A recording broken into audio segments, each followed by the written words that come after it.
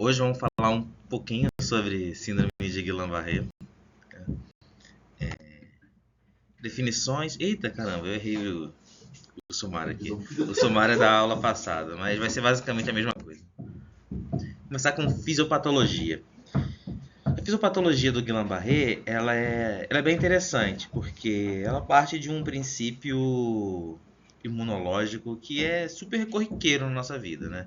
A gente entra em contato com um vírus, e aqui vocês podem ver uma imagem de um vírus, o tempo inteiro no nosso organismo, e ele acaba sempre entrando em contato com as células do sistema imune. Aqui a gente tem um linfócito sendo representado, né? Todos os processos imunes da imunologia adquirida, a gente já conhece, não preciso ficar explanando eles, mas todos vão acabar culminando na produção de anticorpos que vão se ligar a esse vírus e permitir um melhor controle dessa infecção, né? Ou pelo menos dessa exposição a esse vírus que nós tivemos. O vírus que está marcado com anticorpos, né? Ele acaba sendo um alvo muito fácil para atrair macrófagos que vão, através da opsonização desse vírus, fazer a eliminação dele. Simplificadamente, esse é o processo de sistema imune para a gente eliminar infecções virais, eliminar vírus que a gente entra em contato, qualquer tipo de patógeno que entra em contato. Mas desse processo acaba resultando que a gente vai ter produção de anticorpos que vão circular pelo corpo todo. A gente não vai fazer a produção de anticorpos localmente, perto de cada um dos vírus, né? A gente vai ter os anticorpos circulando o tempo inteiro e eles vão entrar em contato com seus respectivos antígenos e fazer sua função. O problema que a gente tem é que muitas vezes um antígeno que a gente tem expresso em alguma célula patogênica pode ser muito parecido com uma superfície que se torna um antígeno, né? Dentro da superfície das células do nosso próprio corpo. E no Guillain-Barré a gente vai ter esse tipo de fisiopatologia. A gente vai ter anticorpos que foram produzidos a partir do contato com bactérias ou com vírus, sendo ligados a moléculas que estão na membrana de neurônios. E daí a gente vai ter toda a clínica relacionada à condução neurológica, né, de impulso nervoso nesses pacientes. A gente pode ter anticorpos que vão estar se ligando diretamente na membrana do neurônio, né, como anticorpos antigangliosídeos. A gente pode ter também anticorpos que vão se ligar a antígenos na bainha de mielina, nas células de Schwann, ou anticorpos que vão se ligar diretamente na inserção do axônio com a placa motora, com a célula efetora dele. E isso vai determinar as diferentes apresentações da síndrome de Guillain-Barré. Então, o que é a síndrome, né, de Guillain-Barré? A síndrome de Guillain-Barré vai ser um conjunto de sinais e sintomas característicos de uma polineuropatia aguda imunomediada. Então, assim, se tem uma polineuropatia aguda e ela é imunomediada, a gente pode definir como uma Guillain-Barré. Tá? E ela vai ser uma das causas mais comuns de fraqueza que a gente vai ter, fraqueza aguda adquirida. Tá? Vai ser geralmente, né, provocado por uma infecção que aconteceu anteriormente, maior parte delas pela Campylobacter jejuni, mas uma série de outros micro-organismos podem causar esse tipo de resposta, e elas podem até complicar, sendo necessária internação em UTI, porque o paciente pode evoluir com insuficiência respiratória, com desautonomia, com encefalite e por aí vai. O que acontece nessa doença, né? Nas doenças dessa síndrome? A gente vai ter regiões onde a barreira hematocefálica ela é mais permeável, justamente porque os nervos eles têm que passar e sair do sistema nervoso central e ir para a periferia, né? E aí a gente vai ter isso nas raízes nervosas, né? Um local onde tem uma fragilidade maior dessa barreira hematocefálica, uma facilidade de você atravessar ali. E é nessa região que geralmente você vai ter o acometimento inicial dos anticorpos nas membranas do neurônio. Tá? E isso justifica toda a transudação de proteína que a gente vê no Guillain-Barré para o líquor. Justamente porque é uma região onde você tem um contato mais fácil entre líquor e tecido nervoso. Quando a gente tem essa lesão nesse neurônio, a gente vai acabar lentificando a condução do impulso elétrico. Isso vai fazer todos os sintomas que a gente está acostumado, como ser fraqueza, etc, etc. Eu vou apresentar logo mais. Tá? E pode ser que remielinize quando a gente tem perda de mielina, né, como lesão direta, mas a gente vai demorar até dias a semanas para isso acontecer, a gente ter de volta essa remielinização. Essa é a apresentação característica, clássica do Guillain-Barré, quando a gente tem o antígeno que vai ser ligado ao anticorpo na bainha de mielina. Tá? Como talvez vocês devem lembrar, né, esses neurônios são neurônios de condução rápida e vão ser neurônios que vão utilizar os nós de Ranvier, né, aquelas regiões entre as bainhas de mielina, para fazer o estímulo saltatório. Então, se você tem lesão da bainha de mielina, você passa a ter um neurônio que se comporta como uma fibra de condução lenta, né? Isso vai determinar, mais uma vez, lentificação da condução, vai determinar perda de força, vai determinar todas essas características. A gente pode ter alterações também, apresentação que a gente chama de lesão axonal, primordialmente, né? Essas lesões elas vão acontecer quando os anticorpos eles entram direto no neurônio, entre os espaços da bainha de mielina, e fazem a lesão direta do neurônio. Nesse caso, a gente vai ter inflamação do neurônio por si só, a gente vai ter invasão de células do sistema imune para destruir o neurônio, e aí o neurônio por si só vai estar com problema, né? Ele vai ter uma alteração de membrana, vai ter lesão dos canais, vai ter desregulação iônica, a célula vai inchar, vai morrer, o axônio dela, a gente vai ter descolamento de bainha, e nesses casos a gente não vai ter só uma condução lenta, a gente vai ter um neurônio que está deficiente mesmo, e a gente vai ter um bloqueio total do impulso nervoso. Tá? Essa é uma apresentação que é menos frequente nas Américas, é mais frequente na Ásia, mas pode ser vista em qualquer lugar do mundo. Tá?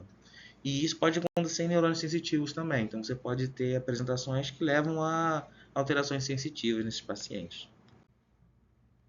E a gente tem outras variantes como são a cefalite de Bickerstaff, a variante de Miller-Fischer, que vão estar relacionadas a outras lesões, né?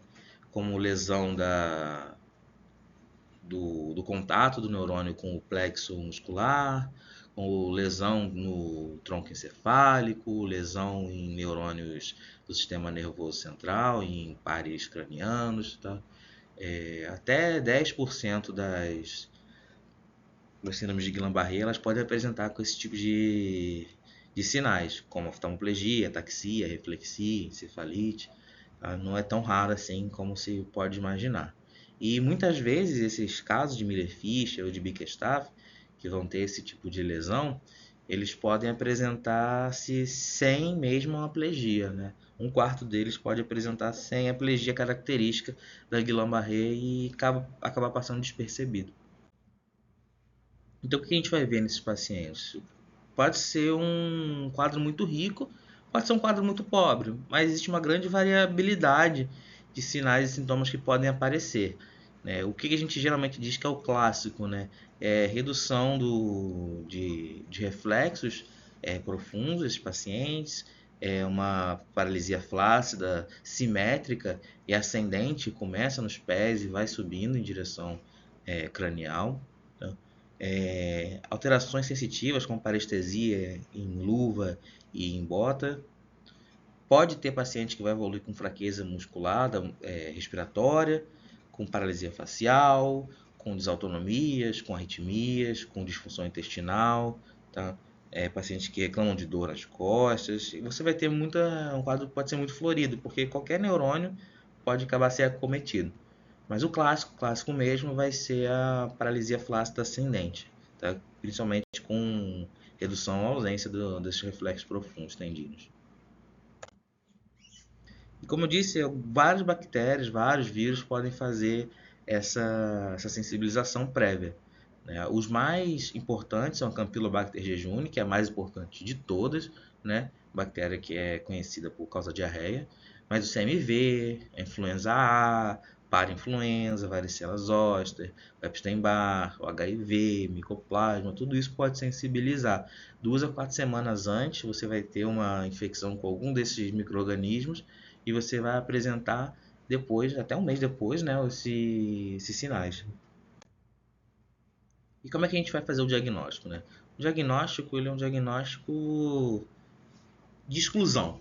A gente não consegue fazer o diagnóstico sem excluir antes, né, outras causas. Então a gente tem que pegar um paciente e pensar sempre em Guillain-Barré, sempre que a gente vê um paciente que tem uma polineuropatia aguda, né, adquirida, uma hiporreflexia ou arreflexia no exame e uma história de infecção que aconteceu em até 4 semanas atrás. Se você tem uma suspeita disso, e aí você tem que procurar outros diagnósticos possíveis nesses pacientes. Se eu consigo dar zoom aqui? Não consigo, né? Então você vai procurar outros diagnósticos possíveis. Você vai fazer uma ressonância de cérebro, de conduto espinhal, mais para você buscar outros diagnósticos e não para você fechar o diagnóstico de Guillain-Barré. Tá? Fazer uma eletromiografia vai ajudar bastante também. E outros laboratórios, outros testes de laboratório que vão te dar sinais de que ele possa estar com algum outro motivo para estar fazendo essa fraqueza, como tétano, por exemplo, alguma outra coisa. E aí, se você tiver ainda suspeitando de Guillain-Barré, já tendo excluído tudo, você vai coletar um líquor desse paciente para examinar. Tá? E esse líquor ele deve mostrar, se for um paciente com Guillain-Barré, uma dissociação entre as proteínas e as células. A gente vai ter muita proteína e pouca célula, por causa dessa inflamação, né, nas raízes nervosas. Tá? E não vai ter células porque não está tendo uma infecção ativa nem nada. Então, se você já excluiu tudo aquilo e mesmo assim veio positivo esse líquor, você pode acabar fechando o diagnóstico mesmo de Guillain-Barré e definir como esse o diagnóstico. Se você pegou um líquor, ele estava diferente, está com leucócito, está com mais células do que deveria, você tem que repensar o seu diagnóstico, que provavelmente não é o Guillain-Barré, é alguma outra coisa. Tá? Quando você faz a eletroneuromiografia, você espera no Guillain-Barré ver alteração de velocidade de condução desses neurônios. Você vai ver blocos de condução multifocais, você vai ver uma dispersão temporal anormal dos potenciais de ação, latência de estágios prolongados, isso tudo relacionado à lesão muscular, lesão neuronal, né, que vai aumentar, aliás, vai reduzir a velocidade da condução do potencial elétrico para a musculatura.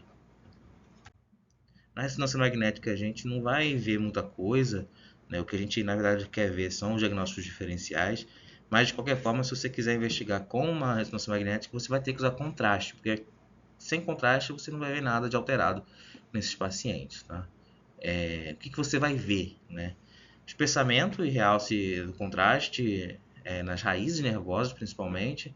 Caldequina e coluna medular são as áreas que vão estar mais propensas a ter esse realce. As raízes nervosas posteriores elas vão ser muito mais frequentemente acometidas. Você pode acabar vendo alguma coisa em nervo facial e lembrar que você não vai geralmente fechar o diagnóstico com ela, você vai só excluir. E aqui vocês podem ver, né, no sinal da seta, o realce, o espessamento da medula e as raízes nervosas ali no corte axial sendo realçadas com contraste. Isso fala a favor, mas não fecha o diagnóstico. Manejo desse paciente, né? Muitas vezes os pacientes eles são encaminhados para UTI, né? E aí o pessoal faz um diagnóstico de Guillain-Barré na enfermaria e manda para UTI para observação em caso de piora, né? O que é interessante, né? Porque se observação para caso de piora fosse uma indicação para UTI, todo paciente, né, poderia estar na UTI, porque todo paciente pode piorar. Né? Na verdade, quando a gente pega em centros mais sérios, que fazem uma avaliação mais criteriosa, que tem mais questão de desse tipo de controle, a gente vê que menos de 3% dos casos de Guillain-Barré preenchem critérios de admissão em UTI. Ou seja, Guillain-Barré é uma doença que evolui de uma maneira mais ou menos benigna, né? É mais raro ele evoluir de uma maneira grave que necessite de cuidados intensivos. Mas existem alguns fatores de alerta para a necessidade de UTI. Esses fatores vão ser idade acima de 60 anos ou pacientes que já têm uma reserva fisiológica baixa prévia por algum outro motivo, doença crônica, etc. Então, a paciente está progredindo muito rápido, em menos de 7 dias. Pacientes provavelmente eles vão evoluir mal e vão precisar ser observados, porque eles podem evoluir com insuficiência respiratória facilmente. Paciente que já está apresentando deterioração da função respiratória, seja por espirometria ou não, né? Ou paciente que já tem um DPLC, tem alguma função prévia pulmonar ruim. Paciente que teve uma doença diarreica anterior, esses pacientes provavelmente tiveram Campylobacter e tem desfechos piores, então tem que ficar mais atento. Paciente que tem um acometimento do sistema nervoso central, uma cefalite, ou então pacientes que têm uma desautonomia, esses pacientes que são importantes. Pacientes com desautonomia têm uma mortalidade muito mais alta, direto 50%. Então os pacientes têm que ser observados bem de perto. Tá? E às vezes o critério de internação na UTI não precisa também nem ser do paciente, pode ser de ponto de vista logístico ou de RH mesmo. Né? Se você acredita que na enfermaria esse paciente não vai conseguir ter uma observação adequada, esse paciente deve ser internado na UTI para ser acompanhado. Mas, como disse, menos de 13% dos casos deveriam estar numa UTI. Se todos os pacientes estão internando na UTI com Guillain-Barré, porque o manejo na enfermaria é ruim, o hospital deveria rever o manejo na enfermaria no geral. E como é que a gente faz esse manejo, né? Corticosteroide foi uma coisa muito pensada sobre para utilizar, né? Já que é uma doença autoimune, talvez o corticosteroide pudesse ter algum benefício, né? Então a gente vê, essa é uma revisão da Cochrane que mostra que, na verdade, corticoides eles podem até ter um benefício fisiopatológico que faz sentido, né, de reduzir a inflamação, mas como a gente quer saber o desfecho do paciente, a gente quer que ele volte a ter funcionalidade, etc., o corticoide ele também acaba que destrói a musculatura do paciente, né? Então se você tem algum benefício da parte do Guillain-Barré, do corticoide, você acaba prejudicando na função muscular do paciente. E no final, o déficit em 4 semanas desses pacientes são iguais com corticoide ou sem corticoide. Né? Os pacientes em 4 semanas ele não tem melhora de função nenhuma, e se tem algum ganho ele perde por causa do corticoide. A mortalidade não muda nesses pacientes. E os efeitos adversos eles existem. Né? A gente vai ter mais hipertensão, a gente vai ter uma tendência a ter mais infecção, tá? Então, sim, corticóide é uma coisa que a gente não deve usar em pacientes de Guillain-Barré, justamente por isso, porque o corticóide ele tem um efeito de indução de sarcopenia nos pacientes. Você vai ter um bloqueio da via de mTOR e você vai ter uma tendência a fazer um catabolismo muscular e não vai conseguir parar o anabolismo. Você não vai conseguir fazer um anabolismo nesse paciente. Então, a proposta do paciente com Guillain-Barré é nunca fazer corticoide, porque não vai ter benefício, você vai só associar os riscos do corticoide nesse paciente. A imunoterapia, na verdade, é a melhor opção para os pacientes. A imunoterapia, a gente está dizendo imunoglobulina e a troca de plasma, né, plasmaférese. A imunoterapia ela mostra benefícios quando a gente faz dentro das 4 primeiras semanas de sintomas. Tá? Qualquer paciente internado ele vai ter indicação de fazer imunoterapia se ele estiver dentro dessa janela. Nos ambulatoriais que estão evoluindo, mas não estão evoluindo de melhora também, vale a pena fazer. Tá? E em todo paciente que for incapaz de andar 10 metros, você está bem indicado fazer uma imunoterapia. E pacientes que estão evoluindo mal, com doença rapidamente progressiva, com doença bulbar, doença autonômica, acometimento respiratório, todos esses pacientes eles necessitam de fazer imunoterapia. Mas assim, é meio redundante, porque os pacientes a princípio já vão estar internados, né? Quando o paciente que só tem uma oftalmoplegia, uma reflexia, uma ataxia isolada, a gente não tem evidência de que melhora. Então, às vezes, vale a pena esperar e ver como é que esse paciente vai evoluir. A gente pode fazer, então, a imunoglobulina e a plasmaférese. Elas vão ser igualmente eficazes, mas lembrar que plasmaférese é um trabalhão de fazer. Você envolve muito mais RH, muito mais recurso. envolve muito mais tempo, o paciente tem suas o paciente pode ter mais efeitos adversos, né? É mais incômodo para o paciente, demora mais para fazer. Então a imunoglobulina é sempre mais preferível nesses casos, justamente porque é bem mais fácil e mais tolerável. Então a imunoglobulina ela vai ter um melhor perfil de segurança, ela vai ter menos efeitos colaterais. A gente vai fazer uma dose de 0,4 gramas por quilo por 5 dias.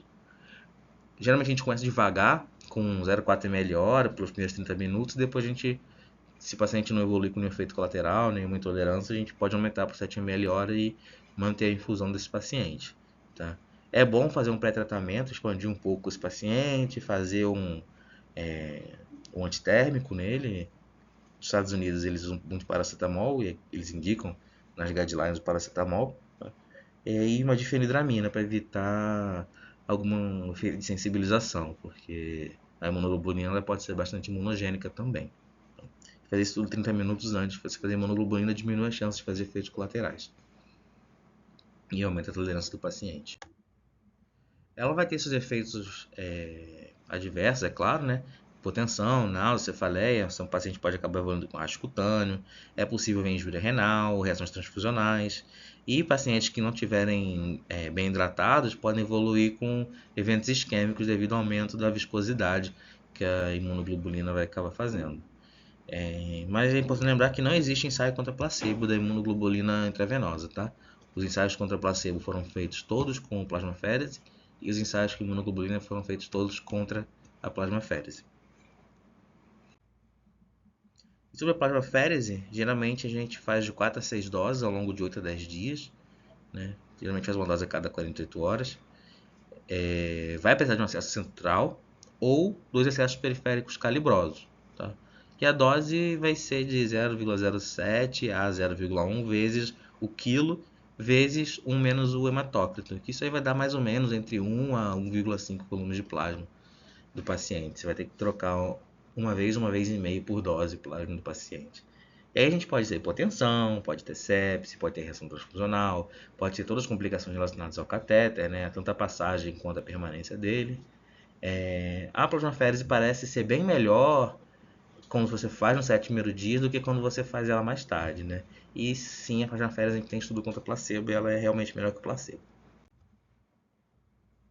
E esses pacientes, muitas vezes, eles evoluem com necessidade de ventilação mecânica, acabam ficando muito tempo entubados. E a gente sempre pensa em fazer traqueostomia precoce nesse paciente, porque é um paciente que, né, tem justificativa para ter um desmame muito difícil da ventilação mecânica. Tá? Na verdade, não existem estudos que dizem pra gente se fazer precoce tardia é melhor, mas existe um consenso entre os especialistas que quando tem falha de desmame de ventilação mecânica em 2 semanas, você acaba tendo alguma vantagem de fazer a traqueostomia. Mas se esse paciente estiver melhorando, deu 2 semanas, não conseguiu, mas ele está melhorando, às vezes vale a pena aguardar mais uma semana e dar mais uma chance para ele se recuperar. Né? Geralmente essas 2 semanas é o tempo que você precisa para ver que a plasmaférese ou a imunoglobulina funcionou ou não. Tá? Então, assim, fazer precoce antes de 2 semanas não parece ser uma boa. Afinal, a traqueostomia ela não vai mudar a mortalidade e, a princípio, ela também não muda a incidência de PAV nesses pacientes. Então, são pacientes que a gente precisa ser um pouco mais leniente no que diz respeito à traqueostomia. Então, e outras coisas que a gente precisa na UTI prestar atenção nesses pacientes é que os pacientes têm risco para muitas coisas, né, quando eles estiverem lá entubados, principalmente. São pacientes que têm mais chance de fazer PAV, porque eles vão estar entubados prolongadamente, né? Eles vão acabar evoluindo com colonização de viária inferior. Pacientes que estão em tubo, a gente sabe que tem uma má higiene oral, não importa o que a gente faça. É muito difícil para a equipe de enfermagem fazer uma higienização adequada desses pacientes. É difícil até mesmo para odontologia fazer. E são pacientes que, mesmo que não estejam entubados, eles provavelmente vão ter uma tosse mais fraca por causa da fraqueza muscular. Então eles têm mais risco de fazer pneumonia. São pacientes que vão estar também provavelmente muito tempo com a sonda nasoenteral e aí podem evoluir com sinusite, uma coisa que a gente pode acabar vendo também. Tá? As infecções de área de pressão, que são pacientes que vão ter uma imobilidade muito prolongada, então é fácil de fazer uma úlcera, fácil de infectar nessa região. São pacientes que vão estar com acesso central, provavelmente, então tem os riscos de fazer sepse relacionados ao catéter. Pacientes fazer ITU também, pelo mesmo motivo. E são pacientes que a gente vai estar fazendo uma terapia imunossupressora que já vão ter acaba evoluindo com uma sarcopenia, por causa da própria doença. Então são pacientes que vão estar bem mais predispostos a fazer infecção. Tá? Então são pacientes que a gente precisa ficar de olho, porque eles são pacientes de muito risco, com uma resistência à infecção muito menor e que eles podem acabar evoluindo mal por causa disso. Tá?